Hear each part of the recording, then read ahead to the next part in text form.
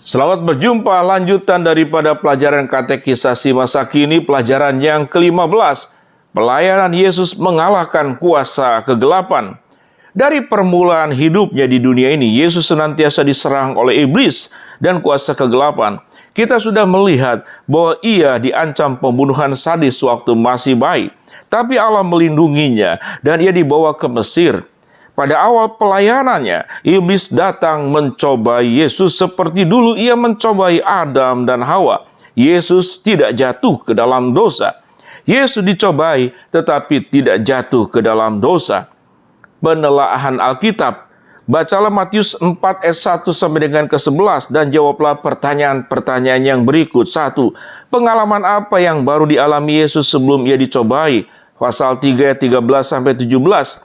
Kedua, apa pernyataan Allah mengenai Yesus pada peristiwa ini? Pasal 3 ayat 17. Ketiga, siapa yang membawa Yesus ke padang gurun untuk dicobai? Pasal 4 ayat yang pertama. Yang keempat, dari peristiwa pencobaan ini, apa yang kita ketahui tentang kuasa iblis? Bandingkan Ayub 1 ayat 6 sampai 12, 1 Korintus 10 ayat yang ke-13. Kelima, 2 kali iblis mencobai Yesus dengan kata-kata jika ... Apa yang dicobai dalam kedua pencobaan itu? Lihat jawaban pertama, nomor 2 di atas. Keenam, bagaimana Yesus mematahkan pencobaan itu? Yang ketujuh, mendengar jawaban Yesus, bagaimana pula iblis mencobainya? Lihat ayat yang keenam. Ayat yang kedelapan, apa makna pencobaan ketiga? Yang kesembilan, mengapa Yesus tidak jatuh ke dalam dosa? Yang ke-10, mengapa Yesus dicobai? Lihat Ibrani 2 ayat yang ke-18. Kesimpulan, iblis diizinkan mencobai Yesus. Iblis tidak boleh bertindak semaunya melawan orang milik Allah tanpa izin Allah. Yesus harus dicobai supaya menjadi nyata bahwa ia mengalami apa yang dialami oleh manusia semua yang lain. Tapi Yesus tidak kalah. Tidak seperti Adam dan semua manusia lainnya. Yesus menang atas pencobaan karena ia memasrahkan dan mengandalkan seluruh hidupnya kepada kehendak Allah. Setiap kali ia dicobai, ia mematahkan pencobaan itu dengan mengutip bagian firman Tuhan dari kitab Ulangan. Yesus hidup berdasarkan firman Allah dan sesuai dengan kehendak Allah. Ia tidak meragukan firman Allah seperti Hawa. Ia melaksanakan apa yang diperintahkan Allah kepadanya dengan cara yang ditetapkan Allah sendiri. Pencobaan atas Yesus tidak hanya terjadi dalam waktu pelayanannya. Lukas 4 ayat 13 menyatakan bahwa iblis hanya undur untuk sementara dan menunggu waktu yang baik untuk mencobainya kembali. Kadang-kadang Yesus mendengar suara iblis melalui orang lain. Misalkan Markus 8 ayat 31 sampai 33, Lukas 23 ayat 35 dan 37. Tetapi kita tidak mengetahui semua pencobaan atas Yesus. Yang kita ketahui ialah ia tidak pernah jatuh ke dalam dosa. Ibrani 4 ayat yang ke-15. Yesus mengusir setan-setan dan mengenyahkan iblis. Dengan kedatangan kerajaan Allah, kuasa kegelapan dikalahkan. Sejak manusia jatuh ke dalam dosa, seluruh dunia berada di dalam kuasa si jahat. 1 Yohanes 5 ayat 19. Manusia takluk kepadanya. Halaman berikut. Dengan berbuat dosa, sehingga iblis disebut sebagai penguasa dunia ini. Yohanes 12 ayat 31, 14 ayat 30, 16 ayat yang ke-11. Tapi iblis tidak dapat menjamah orang yang lahir dari Allah. Karena Yesus melindungi orang itu. 1 Yohanes 5 ayat 18. Yesus dengan pelayanannya di dunia ini, dan khususnya dengan kematiannya di kayu salib, membebaskan umatnya dari kuasa iblis dan mengalahkan semua kuasa kegelapan. Penelaahan Alkitab. Bacalah Matius 12 ayat 22 sampai 29 dan jawablah pertanyaan-pertanyaan berikut. Yang pertama, siapa orang kuat yang perlu diikat? Ayat yang ke-29. Kedua, siapa yang dapat mengikatnya? Yang ketiga, dengan kuasa apa Yesus mengusir setan? Yang keempat, bagaimana kerajaan Allah sudah datang? Catatan, Beelzebul adalah nama untuk iblis. Dalam 2 Raja-Raja 1 ayat yang kedua, kita membaca tentang Baalzebub, Allah di Ekron, yaitu nama salah satu dewa yang disembah orang Filistin. Nama sebenarnya adalah Baalzebul, yaitu Tuhan tempat tinggi, huruf kecil. Tapi untuk menghujat dia, orang Yahudi menyebut Baalzebul, Tuhan lalat-lalat, huruf kecil. Dalam perjanjian baru, nama dewa itu dipakai untuk iblis yang memang bekerja melalui semua dewa lainnya. Bacalah Lukas 10 ayat 17 sampai dengan ke-23 dan jawablah pertanyaan-pertanyaan berikut. Apa yang dilihat oleh Yesus ayat 18? Kedua, apa yang menyebabkan kejatuhan iblis? Yang ketiga, siapakah yang dilepaskan dari kuasa iblis? Ayat 20 sampai ke-22. Yang berikut, bacalah Yohanes 12 ayat 31 sampai 33, 14 ayat 30, 16 ayat 11 dan jawablah pertanyaan-pertanyaan berikut.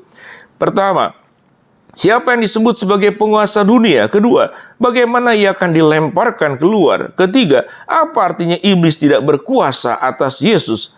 Kesimpulan, ketika Yesus mengusir setan-setan, ia mengikat orang kuat, iblis, dengan kematian dan kebangkitan Yesus. Iblis dilemparkan keluar. Kuasa iblis untuk membutakan semua manusia sudah dibatasi. Lihat 2 Korintus 4 ayat 3 dan ayat keempat Wahyu 20 ayat yang kedua. Di kayu salib pemerintah-pemerintah dan penguasa-penguasa dilucuti. Kolose 2 ayat 15. Disitulah Yesus memusnahkan dia, yaitu iblis yang berkuasa atas maut, dan dengan jalan demikian ia membebaskan mereka yang seumur hidupnya berada dalam perhambaan oleh karena takutnya kepada maut. Ibrani 2 ayat 14 dan ayat yang ke-15. Catatan, siapakah iblis dan setan-setan? Dalam Ayub pasal 1 dan 2, kita baca tentang iblis sebagai salah satu yang datang di antara anak-anak Allah. Sebutan itu dipakai untuk malaikat.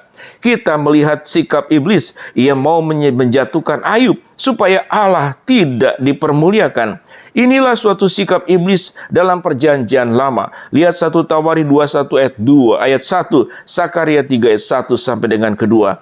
Dengan tepat disebut pendakwa saudara-saudara kita. Wahyu 12 ayat yang ke-10. Karena itu, ia selalu mencari-cari kesalahan umat Allah. Kita tidak mendapat banyak informasi mengenai asal-usul iblis. Dalam 2 Petrus 2 ayat keempat dilaporkan mengenai malaikat-malaikat yang berbuat dosa. Rupanya iblis terdaftar di antara mereka. Bahkan dialah penghulu setan. Markus 3 ayat yang kedua-dua.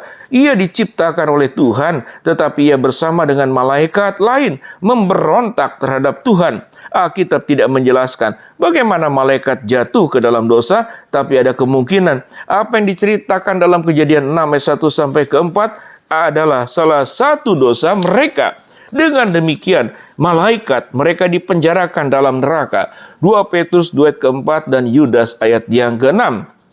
Iblis dan malaikat-malaikatnya, Matius 12 ayat yang ke-41, ialah iblis dan malaikat-malaikat lain yang jatuh ke dalam dosa. Malaikat ini nampaknya sama dengan setan-setan. Kita melihat dalam Injil bahwa setan-setan tidak mau dikembalikan ke jurang maut. Lukas 8 ayat 31, yaitu penjara malaikat-malaikat. Mengapa Allah mengizinkan setan-setan bekerja di dunia ini? Tidaklah dijelaskan dalam Alkitab. Kita sering dinasehati supaya waspada terhadap iblis dan pekerjaannya. Efesus 4 ayat 7, pasal 6, 11 sampai 17, 1 Timotius 3 ayat ke-7, Yakobus 4 ayat ke-7, 1 Petrus 5 ayat 8 dan 9. Iblis adalah musuh yang sangat lihai dan licik bagi umat Allah. Ia sangat berpengalaman sebagai penggoda, penipu, pengacau selama ribuan tahun. Memang ada kuasa iblis yang diizinkan Allah, tapi janganlah hal ini menjadikan kita gentar dan takut. Ada dua bahaya besar bagi orang Kristen. Yang pertama, menganggap remeh pekerjaan iblis. Kedua, membesar-besarkan pekerjaan iblis sampai ia dianggap sama berkuasanya mungkin dengan Allah. Ajaran Alkitab ialah iblis telah kalah total. Pelayanan Yesus, khususnya kematian dan kebangkitannya, mengalahkan iblis dan segenap kuasa kegelapan. Kepada Yesus sekarang diberikan, yaitu tahta yang jauh lebih tinggi dan mulia dari segala penguasa dan kekuasaan dan kerajaan. Efesus 1, 18-23. Kita pun duduk bersama dengan Kristus itu. Efesus 2 ayat yang ke-6. Tapi ada orang yang disebut atau mengaku dirinya Kristen masih terbuka kepada kuasa iblis. Sebabnya ialah mereka masih mempercayai jimat dukun, kesenangan duniawi dengan segala semaraknya. Pegangan sedemikian berarti belum mempercayai Yesus sebagai Tuhan dan Juru Selamat satu-satunya. Demikianlah pelajaran yang ke-15. Kita belajar terus sampai selesai buku Katekisasi Masa Kini. Shalom.